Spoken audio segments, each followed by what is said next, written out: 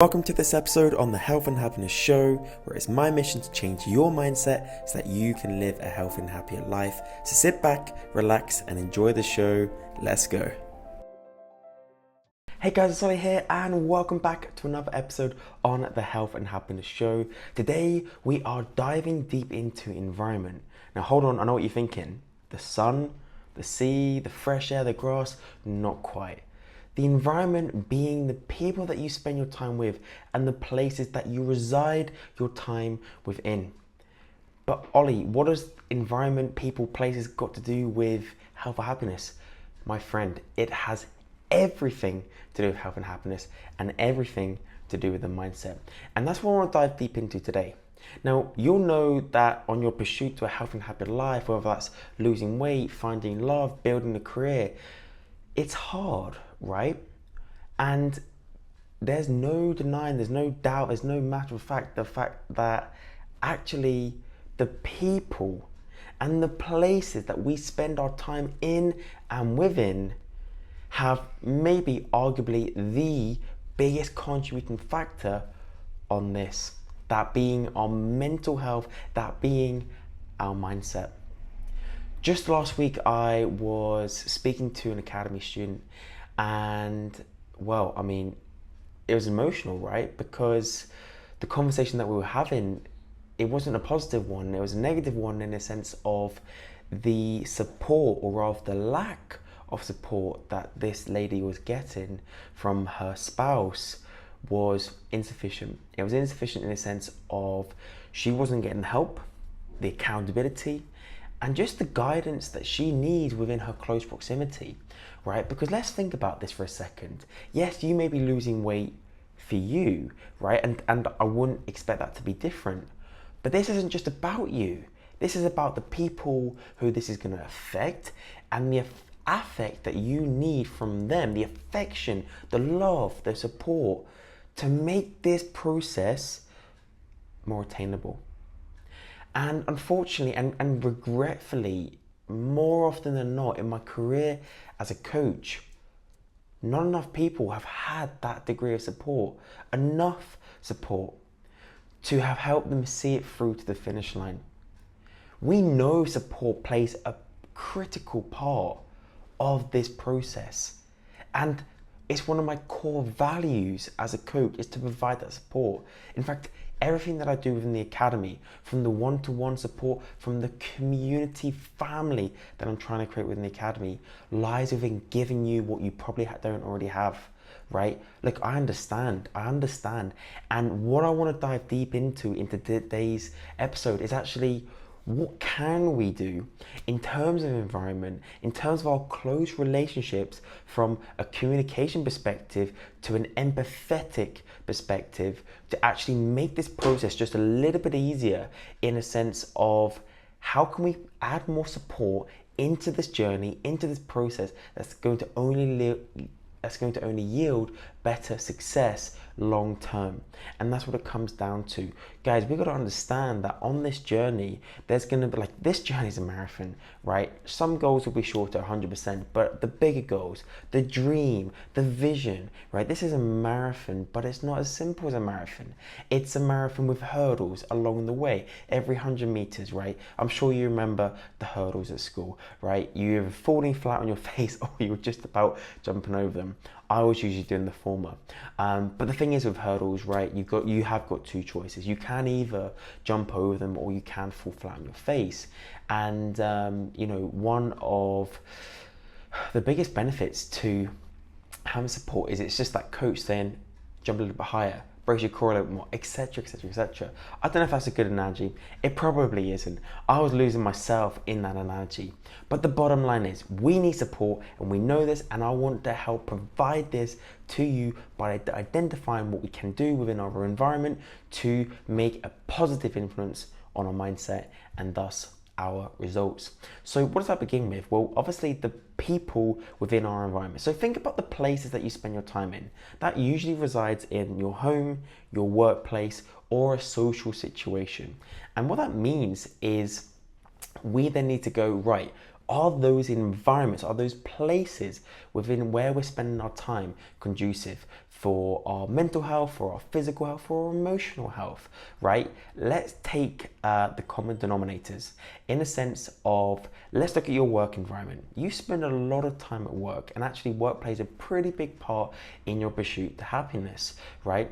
But let's say, for example, you don't have the support from your colleagues in that working environment.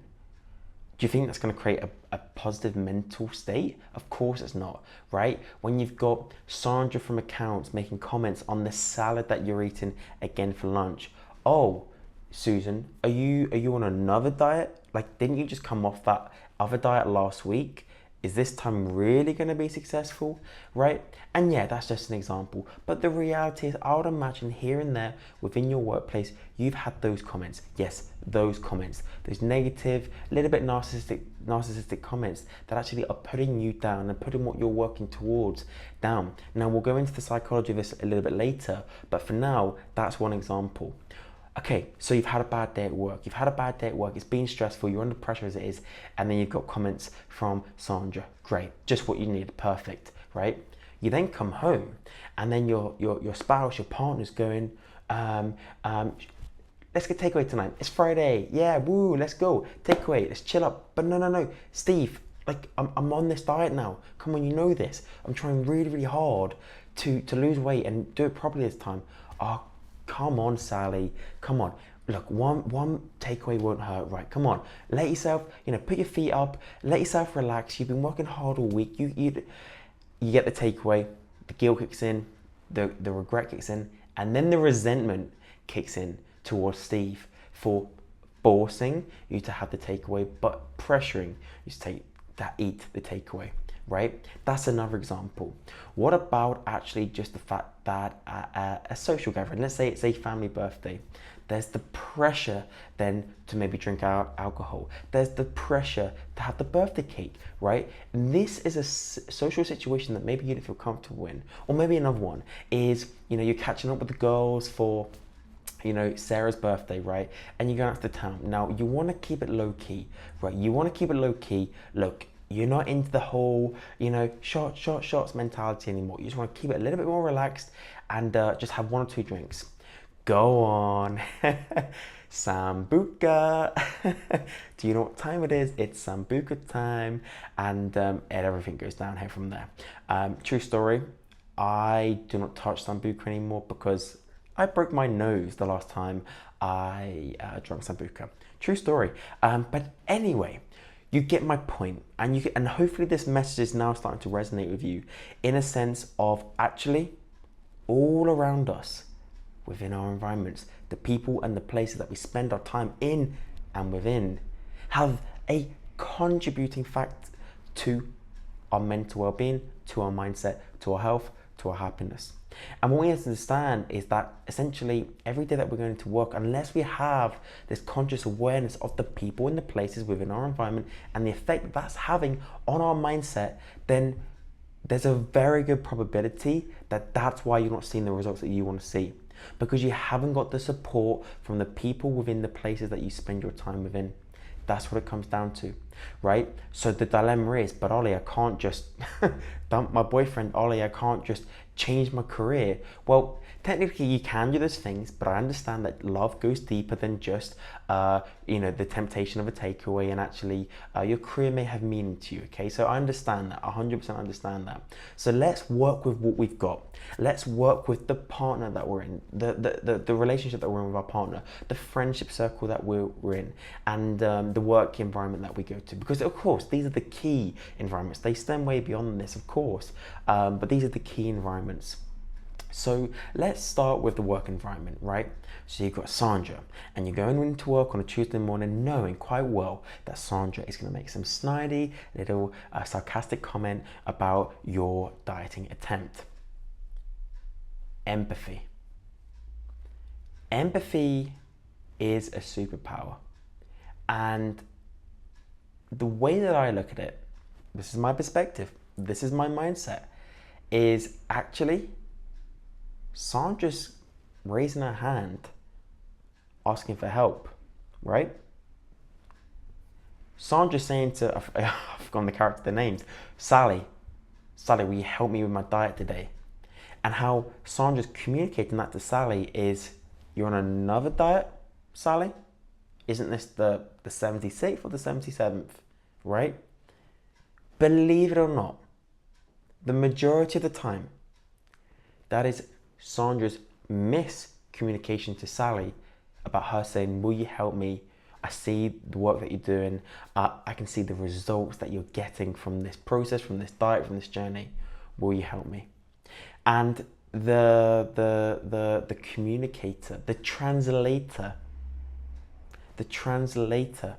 to understand, like, miscommunication to communication, that Sandra's trying to communicate properly but incorrectly to Sally, is empathy. And it's having that understanding, it's having that conscious understanding of empathy and actually the power that it possesses, right? Here's the thing, when you change the dynamic, when you change the perspective, when you find and elude empathy in your tone, in your body language, in your communication, in your retaliation to Sandra's comment, everything changes, right? Because suddenly you look at it in a different light. Suddenly your physiology changes from actually a reactive state to a proactive state. This is really quite powerful, right? So instead of you going to to Sandra, the characters, instead of you reacting to Sandra, look, Sandra, just please, I'm trying really hard here. Just let me get on with this. Or maybe if you weren't that blunt with Sandra, which I probably would be, maybe you'd just say, yep, I know, it's just another silly diet. Or maybe you could approach it in a sense of, Sandra, this is what I'm doing. Have you tried this yourself? Or, do you know what, Sandra? I am struggling at the moment. Show vulnerability here, like legit. I'm struggling at the moment. I've been struggling to lose weight for the last number of years now. And actually, I've reached a point of desperation. So yeah, this may be a quote unquote fad diet, but you know something? I'm desperate to lose weight, and I will try and do whatever it takes to lose the weight, because losing that weight means more to me than anyone's comments. So respectfully, Sandra, if you have any suggestions better than the one that I'm following on right now, then please, I'm all ears, because I'm actually at breaking point. And respectfully, again, your snide little comments aren't adding to my mental state, they're decreasing them, right? And actually, I need support more now than ever before. And if you can't respectfully give me that support, then as your mom and you probably told you, and if you haven't got anything nice to say, then don't say it, because it's not adding any value to my life. Therefore, respectfully, again, please don't make any comments. And if you said that to Sandra, she'd be like, oh my God, this girl's got fire, right? And I don't know what the response would be there, but I'm sure at the very least it would make Sandra think. And of course, you may not say anything along those lines, or you may take 1 or 2% away from that. But the point is, even just you expressing for empathy actually about what this means and showing a little bit of vulnerability is key. But more so on the empathy side, actually just saying and recognizing that usually 9.9 times out of 10, that actually it's just Sandra's way of saying, will you help me? It's so powerful, and it really does truthfully change the dynamic of the situation, because it's one of those where you can approach these things in a number of different ways, but hopefully that's a start. So then we come home and we've got Steve saying, come on, you know what time it is. It's it's fish and chips Friday. I grew up in Cornwall, fish and chips, it's a staple. But it's fish and chips Friday. So how do you overcome that barrier? Well, again, this is what it comes down to. It's the communication part of actually just expressing to Steve that actually, no, like, right now, my fat loss journey means more to me than fish and chips, right? It's a decision. And it's about how you express and communicate that decision to Steve or to anybody else, family, friends, partners, right? That actually determines what decision you're going to make, what action and results that are going to come from making that decision, right? And the reality is, Steve won't get it. It'll be like, come on, what are you on about, right? Wise up, right? But the reality is Steve doesn't get it. Or rather, Steve's either directly or indirectly saying, will you help me? Furthermore, Steve's saying, let's block out the pain that I'm going through with food, and let's use that as a coping mechanism for the shit day that I've had at work, right? That's the bottom line. That's the bottom line. right? Maybe just maybe that's Steve's way of patching it up, of blocking out the week, of blocking out the day, of blocking out the battles and the demons that he's facing right now. Of course, this is all just theory, right? And within each unique situation, you will have to dive deep into what that person, that individual is truly saying and why they're saying it. But there is psychology within this, and it's so powerful. And this is what I've seen, right? This is what I've seen. So, it's about actually being honest with Steve in this situation, saying, Steve, right now, in this decision, in this moment, my fat loss goals mean more to me than the fish and chips, right? Steve's not going to get that. It's a disagreement. It's a disconnect, right? And as a result, there's going to be like, well, what are you doing? Like, I'm so fed up with you on this bloody diet all the time, Sally. Like, I've actually had it up to here, to be honest with you, right? You're either on the diet or you're not on the diet. Let's just have a night together. Let's just chill. Let's just have the fish and chips.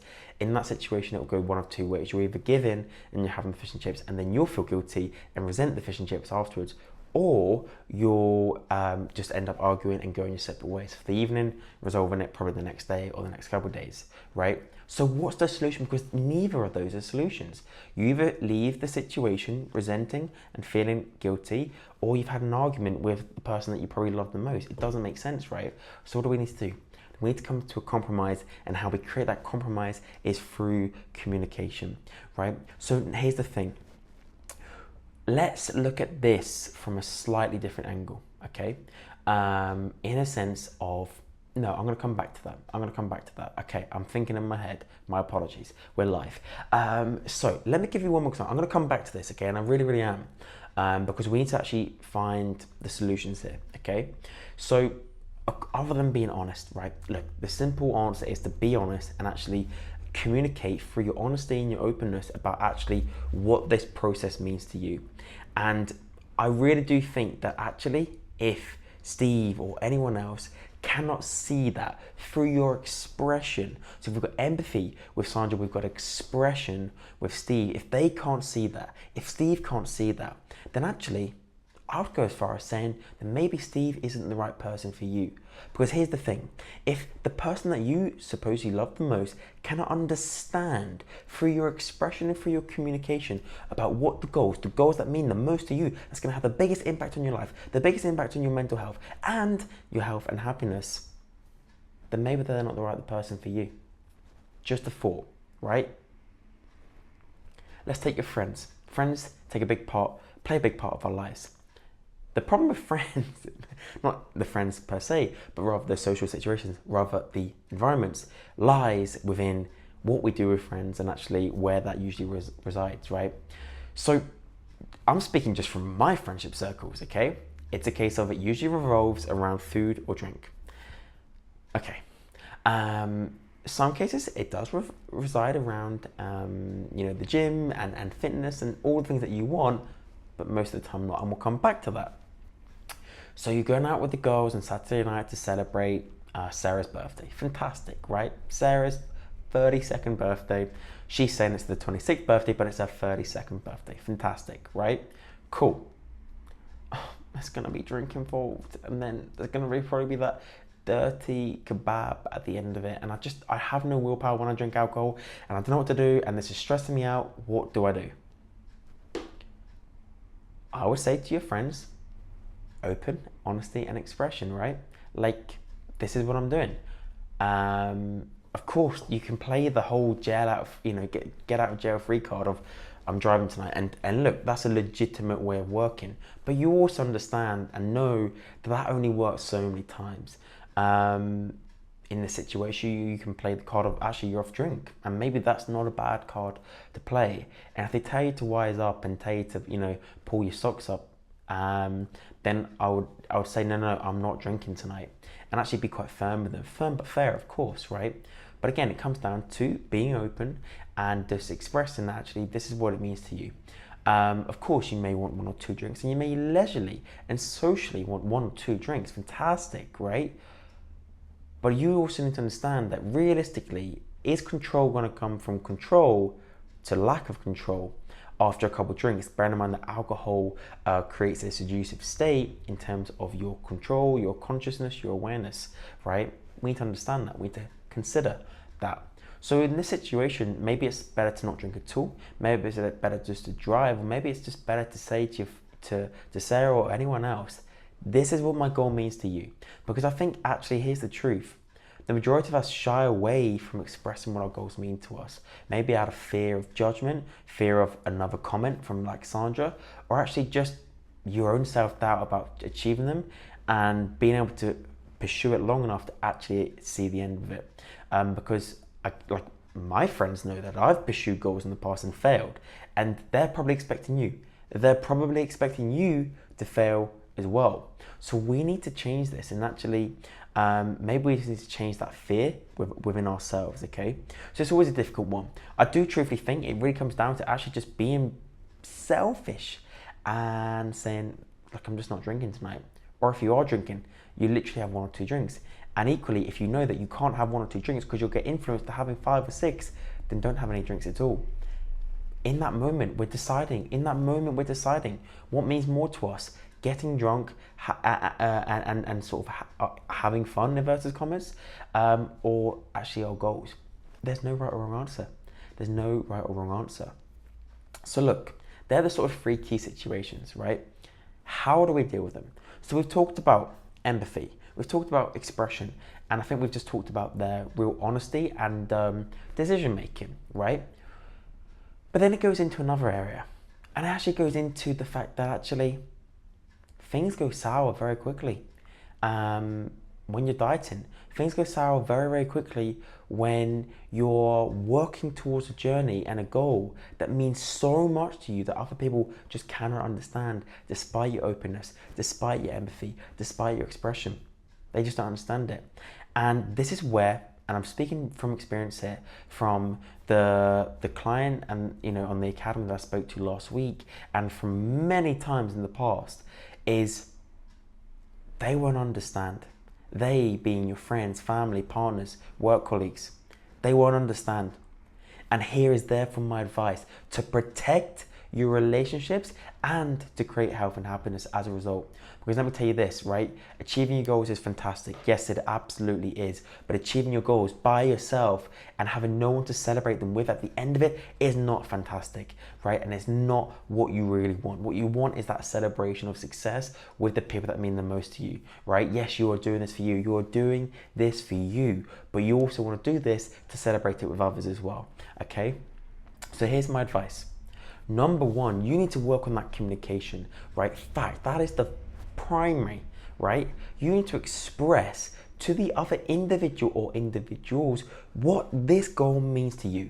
This isn't a want. This isn't a want. This is a need, a categoric need, right? Let me tell you this. When I got diagnosed with cancer, I needed it to. I had to. It wasn't a choice. It wasn't an option to restore my health. In order for me to do that, I had to put my health first for 3 years, right?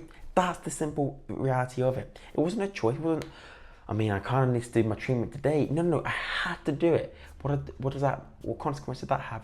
I had to be selfish with my time. I had to be selfish and not, go and have maybe the McDonald's when my friends were, and actually because I'm on this ketogenic diet to potentially save my life, right? Do you know what I'm saying, right? This is the reality of it. Define want and need. Do you want to achieve your goals, or do you need to achieve your goals? Are you interested in achieving your goals, or are you committed to achieving your goals? Because if you're committed, then you need to communicate that commitment to your goals to the other person. And failure to do that fails to save the relationship. I've seen them turn sour, and it's not pretty. And then that makes the whole challenge and the whole journey 10 times harder. So we need to communicate. Step 2 is we need to dive deep into their insecurities here, right? Let's look at this from a psychology point of view. You are getting in the best shape of your life. What is that going to do for your partner? So as you're getting in the best shape of your life, they're getting in the worst shape of their life. By comparison, right? We've all done it. I'm guilty. You've probably done it as well. When walking down the street, we go, she's punching, he's punching, right? It's not cool, right? It's not cool. It's not cool. No one wants to be the quote unquote ugly one or the quote unquote fat one, right? No one wants to feel insecure either.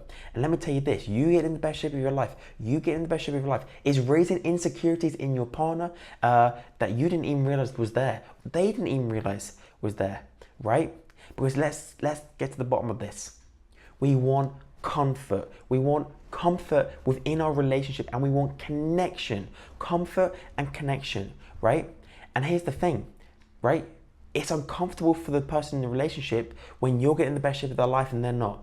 And there's a disconnect when you're getting the best shape of their life and they're not, right? What does that create? It creates scarcity. It creates fear, and it creates insecurities that you need to dissolve as soon and as early as possible. You need to reassure them that you love them.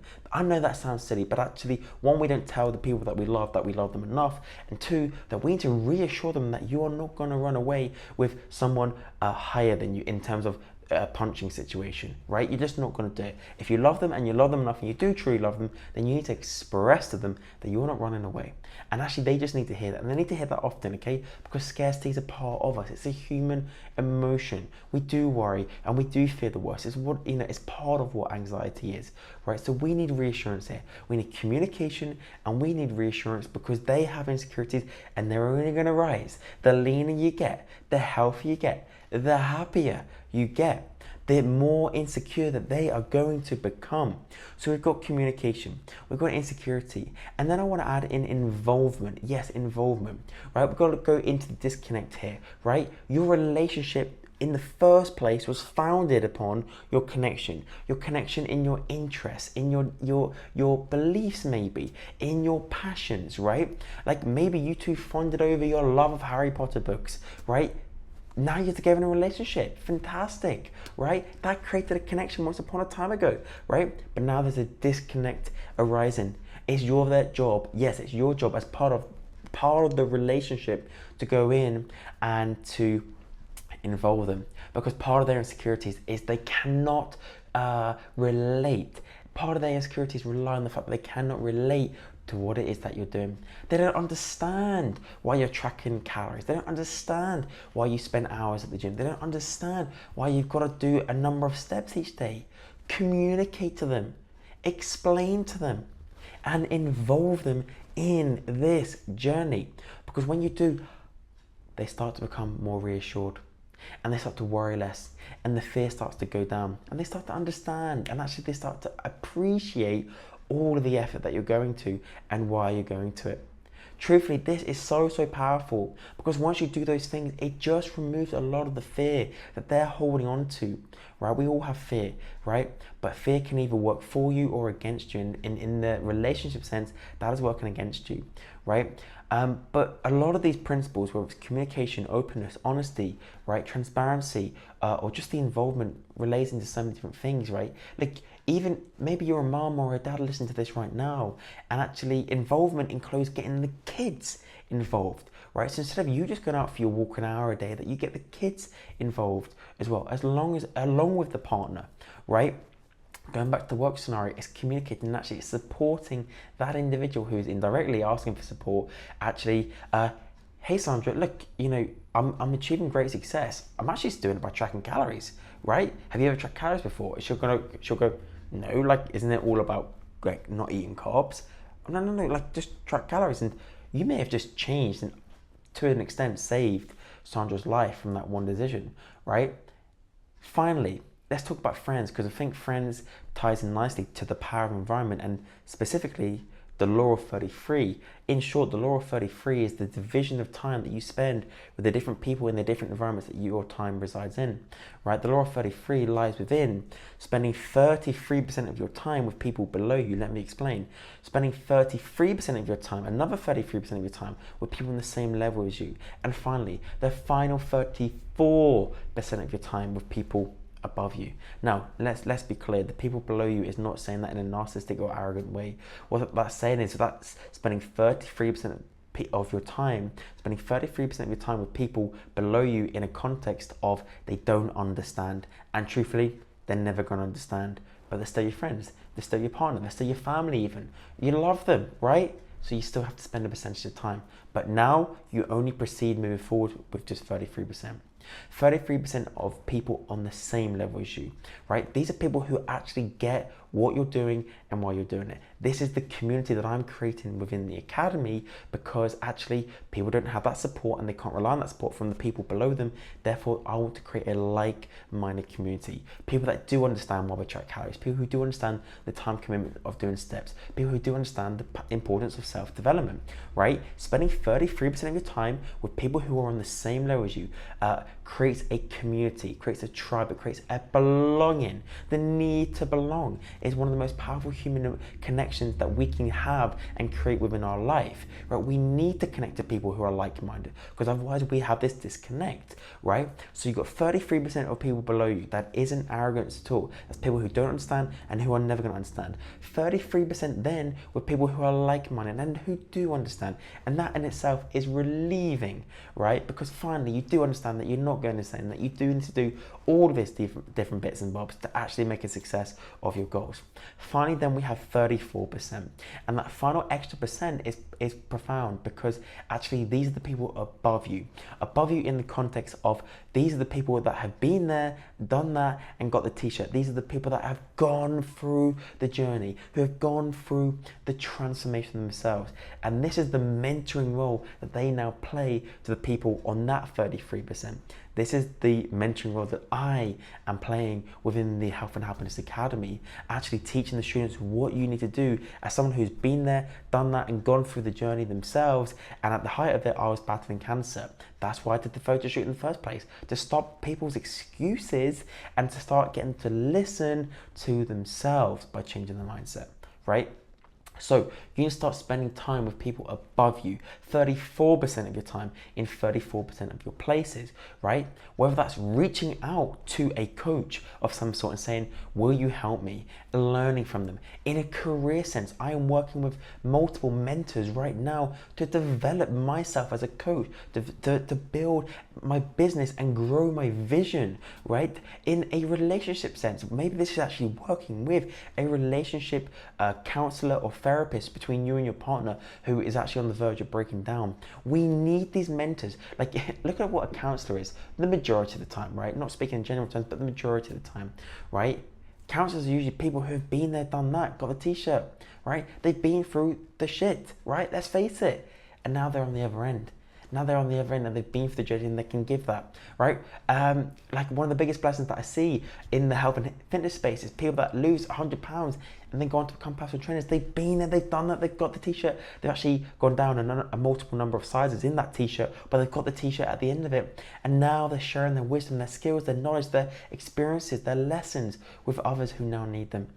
These are the 34% that we need to be spending our time with, and it's more powerful than the other two, right? Because the people below you, they will pull you back down. The people on the same level as you, that's the connection, but they don't know where you need to go. Finally, the 34%, they are the leaders, they are the guiders, they are the mentors that you need in your life. And it's the role that I'm trying to play as a leader and mentor every single day. That in itself is the law of 33, and it's probably one of the most powerful things that I can teach you in this podcast today. But above all, please take away that we need to work on our relationships within our environments, right? The power of environment is maybe the soil for which you plant the seed, in which the roots form, and in which the tree grows in, right? That's the power of environment. Right? Because truthfully, one of the reasons why I left Cornwall just over 3 years ago was because of my environment, and I was on the wrong soil in the wrong place at the wrong time. Because when a flower doesn't bloom, you change the environment in which it grows in, not the flower. When a flower doesn't bloom, you change the environment in which it grows in, not the flower. I changed my environment, and thus I changed my life. And I'm now trying to encourage you to do the same today. Until next time, stay healthy, be happy.